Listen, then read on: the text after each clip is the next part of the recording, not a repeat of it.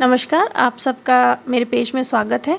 मैं हूँ doctor Angeline और आज की इस वीडियो में मैं आपको बताऊंगी कि कोविड-19 पैंडेमिक के दौरान आप किस तरह के मास्क यूज़ कर सकते हैं, आपको कौन से मास्क आपके लिए इफ़ेक्टिव होंगे और किस तरह के मास्क आपको बाज़ार में मिल जाएंगे। सबसे पहले मैं वीडियो की तरफ जाना चाहूँगी और मैं जो मास्क है उसके बारे में बताऊँगी कि जब भी आप मास्क ख़रीदने जाते हो बाज़ार में बहुत सारे मास्क आ रहे हैं और 5 फीचर्स है जो आपको मास्क ख़रीदने के समय याद होने चाहिए और वो है जो मास्क है वो कितने लेयर्स का बना हुआ है, कितने लेयर्स है उसमें। दूसरा, उसमें सांस लेने में कितनी आसानी होती है, कितनी ब्रीदेबिलिटी है उस मास्क की। तीसरा कि उसमें कितने वाटर रिपेलेंट प्रॉपर्टीज़ हैं, कौन सा लेयर उसमें वाटर रिपेलेंट है। चौथा, वो कैसा फिट होता है आपके चेहरे पे। पांचवा, उसका शेप कैसा है। तो ये जो 5 फीचर्स है ये मास्क के बारे में जब आप चूज़ करने जाते हैं तो आप ध्यान दें। और ये जो इन्फॉर्मेशन है ये WHO की रीसेंट गाइडलाइंस जो कि 5 जून को पब्लिश हुई है इसके अकॉर्डिंग है। सो मैं इसी के बारे में आप लोगों को बताना चाहूँगी। सबसे पहला मास्क जो definition as per WHO definition जो मास्क है वो है ये मेडिकल मास्क। ये जो मास्क है ये आप देख सकते हैं, ये रेक्टेंगुलर इन शेप है, इसमें प्लीट्स है और ये इसे सर्जिकल मास्क भी कहा जाता है। और ये मेनली जब सर्जरीज होती है तो डॉक्टर्स के द्वारा पहना जाता है, हेल्थ प्रोफेशनल्स के द्वारा पहना जाता है। ये 3 लेयर का बना हुआ होता है जिसमें कि बाहर का जो लेयर होता है वो हाइड्रोफोबिक लेयर होता है जो वाटर रिपेल करता है। बीच का लेयर होता है मेल्ट ब्लोन फिल्टर जो कि बैक्टीरियल फिल्ट्रेशन करता है, जिसकी जो 95% ऑफ बैक्टीरिया को जो फिल्टर कर देगा। एंड इनर लेयर जो होता है वो एक एब्जॉर्बेंट मटेरियल से बना हुआ होता है जैसे कॉटन या फिर ऐसा कुछ जो मॉइस्चर एब्जॉर्ब कर सके। और ये अंदर जो मॉइस्चर एब्जॉर्ब कर सके ये लेयर जो होता है वो अंदर की तरफ रहता है। और ये जो मास्क है ये कम से कम 3 माइक्रोमीटर्स के पार्टिकल्स को ये फिल्टर कर सकता है। तो खासकर ये जो मास्क है ये मेडिकल प्रोफेशनल्स के द्वारा पहना जाता है। और इसकी सबसे छोटी ड्रॉबैक ये है कि जब आप इसको पहनते हैं तो इसके जो एजेस हैं ये पूरी तरह से चेहरे पे फिट नहीं होती। तो एक वर्ड है इनवर्ड लीकेज। ये है कि जब भी बाहर की जो हवा है, बाहर में जो भी पार्टिकल्स है वो मास्क के थ्रू नहीं बल्कि साइड से एजेस के थ्रू वो वेरर के नोज़ या फेस तक पहुंच सकती है। तो ऐसी कहीं भी जगह जहां पे वायरस लोड बहुत ज़्यादा है वो उस समय ये मास्क उतना इफ़ेक्टिव नहीं होगा। दूसरा मास्क जो मेनली मास्क जो आया है जिसको हम लोग N95 मास्क कहते हैं, बट एक्चुअली उसको हम कहते हैं filtering face piece respirator. Now ये जो फ़िल्टरिंग फेस पीस रेस्पिरेटर है ये बहुत तरह के आते हैं और इसकी सबसे अच्छी क्वालिटी ये होती है कि ये 4 से 5 लेयर में बना होता है और इसके बहुत प्रकार हैं। और ये जो फ़िल्टरिंग फेस रेस्पिरेटर्स है ये 0.01075 माइक्रोमीटर्स के तक के पार्टिकल्स को फ़िल्टर कर सकते हैं। साइज़ के 0.075 माइक्रोमीटर्स के पार्टिकल्स साइज़ को फ़िल्टर कर सकते हैं। और बहुत बार ये मास्क में क्या होगा कि कुछ प्रिंटेड रहता है जैसे EN149, FFP2, NIOSH या फिर GB2626। नाउ ये सारी जो चीज़ें हैं ये इसका मतलब मैं आपको बताती हूँ। EN149 जो है ये एक यूरोपियन स्टैंडर्ड जिसके द्वारा मास्क को रेस्पिरेटरी प्रोटेक्टिव इक्विपमेंट्स बनाए जाते हैं। सो EN149 एक यूरोपियन स्टैंडर्ड का नाम है। NIOSH जो कि national institute of occupational safety and health है, ये उस स्टैंडर्ड का नाम है। और GB2626 जो है 2006 वो है चाइना के स्टैंडर्ड का नाम। और यूजुअली EN149 जो है ये 3 तरह के फ़िल्टर सीरीज़ ऑफ मास्क को बनाता है जो कि है FFP1, FFP2, FFP3। FFP1 जो मास्क है जब आप देखोगे तो लिखा रहता है मास्क के ऊपर। और FFP1 मास्क जो है वो 80% तक के पार्टिकल्स को फ़िल्टर करेगा। FFP2 जो है वो 94% तक पार्टिकल्स को एयरबॉर्न पार्टिकल्स को फ़िल्टर करता है। और FFP3 पार्टिकल्स जो है वो 99% पार्टिकल्स तक को फ़िल्टर करता है। नाउ ये 3 जो मास्क है इसमें जब आप जब कोई भी हेल्थ केयर वर्कर किसी भी कोविड पॉजिटिव पेशेंट्स के पास जाता है या ऐसी जगह पे रहता है जहाँ पे सस्पेक्टेड कोविड पॉजिटिव पेशेंट्स हैं, तो एडवाइजेबल है कि FFP2 मास्क यूज़ किया जाए, क्योंकि ये फ़िल्टर अच्छा करता है और इसकी ब्रीदेबिलिटी बहुत अच्छी होती है। जो FFP3 मास्क होते हैं ये तभी ये स्पेशली हेल्थ प्रोफेशनल्स के द्वारा यूज़ होने चाहिए, क्योंकि ये ऐसे समय पे यूज़ किया जाना चाहिए जब ऐसी कोई मेडिकल प्रोसीजर हो रही है, जैसे ब्रोंकोस्कोपी, जैसे इंट्यूबेशन, जबकि इस बात का डर है कि पेशेंट के द्वारा बहुत ज़्यादा एरोसॉल उसके लंग से निकल सकता है। तो इस टाइम पे ये वाली मास्क यूज़ होना चाहिए। कोई भी ऐसी मेडिकल प्रोसीड्यूर जो कि एरोसॉल जनरेटिंग हो, जिसमें एरोसॉल जनरेट होते हैं, उस टाइम पे PPF3 मास्क यूज़ करना एडवाइजेबल है।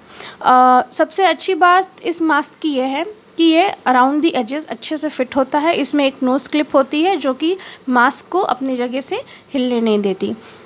जो NIOSH की जो मास्क है उसमें भी ये लिखा रहता है, N95 लिखा रहता है, और ये N का मतलब होता है कि ये जो टेस्टिंग हुई है ये ऐसे इन्वायरमेंट में हुई है जहाँ पे ऑयल ड्रॉपलेट्स नहीं है। N95 का मतलब होता है कि जो फ़िल्टर एफिशिएंसी है वो 95% है। जो GB2626 KN95 के नाम से भी मिलता है, और अगर आप देख सकते हैं ये जो है इसमें KN95 लिखा है, लेकिन इसमें स्टैंडर्ड नहीं लिखा हुआ है कि ये कौन से स्टैंडर्ड से बना है। तो जो मार्केट में हमें ये मास्क मिल रहा था, मुझे ये मास्क जो भी रेस्पिरेटर कंपनीज़ हैं उनको बनाने वाली कंपनी है, उनके लिए ये मैंडेटरी होता है कि वो ये name of manufacturer and standard लिखे, बट इस मास्क में वो नहीं है। कई बार एक इस KN95 नाम की भी मास्क आती है, कंपनी का नाम KN95 है, और इसमें लिखा रहेगा GB2626, और ये आप देख सकते हैं।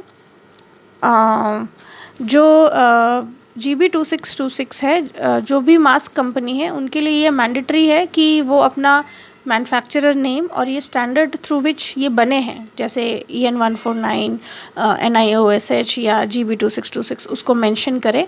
तो ये जो इस तरह की मास्क जो है वो बेटर ऑथेंटिक है। ये मास्क जब मैंने ख़रीदा तो ये मास्क में कोई सर्टिफिकेशन, कोई स्टैंडर्ड का नाम नहीं है नीचे, और ये मुझे 150 रुपीज़ में मिला। बट मार्केट में ऐसे भी मास्क थे जिसमें सर्टिफिकेशन लिखी हुई थी और वो 350 रुपीज़ की थी। तो आप डिफरेंस लगा सकते हैं, आप देख सकते हैं कि मे बी वो ज़्यादा ऑथेंटिक मास्क थी। अगर कोई मेडिकल फैसिलिटी में कोई ये मास्क यूज़ कर रहा है तो वो बेटर है कि वो ऑथेंटिक मास्क यूज़ करे। तीसरा एक और चीज़ है, WHO रिकमेंड करता है कि जो भी एल्डरली पेशेंट्स हैं more than 60 years of age, या ऐसे पेशेंट्स, ऐसे लोग जिनको कोई कोमॉर्बिडिटी है, जैसे डायबिटीज़ मेलाइटस, जो हाई रिस्क भी माने जाते हैं कोविड-19 में, जैसे जिनको डायबिटीज़ मेलाइटस है, जिनको एस्मा है, तो ये जिनको कार्डियोवास्कुलर कोई भी किसी भी तरह की मॉर्बिडिटी है, तो कोई भी बीमारी है जो हृदय की है, तो ऐसे लोग जो हैं वो हमेशा ये फेस पीस रेस्पिरेटर ही यूज़ करें, जिसे हम N95 मास्क कहते हैं, वो ऑथेंटिक वाली यूज़ करें तो वो उनके लिए बेटर होगा। दूसरी बात यह है कि बहुत बार मास्क में ये ऐसी एक लैमिनर कूल फ्लो अवेलेबल होती है, और ये जो फ़्लो है ये ऐसे पेशेंट्स, ऐसे लोगों को जो कोविड पॉजिटिव पेशेंट्स हैं या जो क्वारंटीन में हैं, जो सस्पेक्टेड पॉजिटिव पेशेंट्स हैं, उनको ये लैमिनर कूल फ्लो वाली मास्क ना पहने, क्योंकि ये जो सील है ये इन्हेलेशन के टाइम बंद हो जाती है, लेकिन एक्सहेलेशन के टाइम ये जो है ये सील खुल जाती है, और बहुत चांसेस है कि रेस्पिरेटरी ड्रॉपलेट्स जो हैं, जो इन्फेक्टेड रेस्पिरेटरी ड्रॉपलेट्स है, वो इसके थ्रू बाहर एटमॉस्फेयर में जाए और फिर किसी सामान पे गिरे, और फिर कोई एक नॉर्मल जो कि उस ड्रॉपलेट्स को या उस सामान को छू सकता है, जिसमें ये रेस्पिरेटरी ड्रॉपलेट्स गिरे हों और फिर वो इन्फेक्ट हो सकता है। तो इसीलिए अगर कोई कोविड सस्पेक्टेड या कोई क्वारंटीन पेशेंट है या कोई कोविड पॉजिटिव पेशेंट है तो उनको ये लैमिनर फ्लो वाली वाल्व नहीं पहननी वाली मास्क नहीं पहननी चाहिए। अब WHO जो है वो उन्होंने एक मैंडेटरी कर दिया है कि सभी लोगों को मास्क पहनना ज़रूरी है। तो फिजिबिलिटी के लिए ताकि हेल्थ प्रोफेशनल्स को मास्क मिल सके, एक फैब्रिक मास्क भी रिकमेंड किया गया है। और ये जो फैब्रिक मास्क है इसके लिए मेन जो क्राइटेरिया है ये होनी चाहिए कि ये 3 लेयर की होनी चाहिए। अब आप ये देख सकते हैं ये एक फैब्रिक मास्क है, लेकिन ये जो मास्क है ये सिंगल लेयर कॉटन मास्क है। और लेकिन WHO रिकमेंड करता है कि जो भी फैब्रिक मास्क हो आप इसको घर में बना सकते हैं, but it should be of 3 layers. इसमें 3 लेयर होनी चाहिए। एक प्रिफरेबली कॉटन, दूसरा वाटर रिपेलेंट क्वालिटी वाला कोई भी लेयर, कोई भी फैब्रिक। ये एक पॉलीएस्टर फैब्रिक है, ये आप देख सकते हैं ये पॉलीएस्टर फैब्रिक है। पॉलीएस्टर या फिर पॉलीएस्टर ब्लेंड के भी बहुत सारे फैब्रिक्स आते हैं। पॉलीप्रोपिलीन के भी फैब्रिक्स आते हैं जो कि नॉन वूवन होते हैं। अगर आप घर पे बनाते हो तो एटलीस्ट इन 3 लेयर से अगर आप मास्क बनाएंगे तो वो ज़्यादा एफिशिएंट होगी और वो कम से कम 70% जो है वो एफिशिएंसी से काम करेगी। 70% उसमें फिल्ट्रेशन एफिशिएंसी होगी। तो ये 3 तरह के मास्क हैं जो आप कहीं भी यूज़ कर सकते हैं। जब भी आप मास्क लें आप इन सब चीज़ों का ध्यान रखें। और एक और चीज़ कहना चाहूँगी कि अगर आपके पास मास्क नहीं है घर में किसी रीज़न से, तो बेटर है कि आप कुछ भी कपड़ा, कोई भी कॉटन कपड़ा, चाहे वो सिंगल लेयर का ही हो या चाहे आपके पास मास्क हो जो सिंगल लेयर ऑफ कॉटन से बनी है, तो पहने, क्योंकि मास्क पहनना ज़रूरी है। और सिर्फ मास्क पहनना नहीं, आपको अपनी हैंड हाइजीन भी मेंटेन करना ज़रूरी है। बार बार हाथ धोते रहे, क्योंकि आपको नहीं पता कि आपके हाथ कहाँ कहाँ गए हैं जहाँ रेस्पिरेटरी ड्रॉपलेट्स किसी कोविड पॉजिटिव पेशेंट के गिरे हों, और आप सोशल डिस्टेंसिंग मेंटेन करें। सो यही है मेरा आज का वीडियो, और मैं आशा करती हूँ कि आपको इन सब से फ़ायदा हुआ हो। Thank you.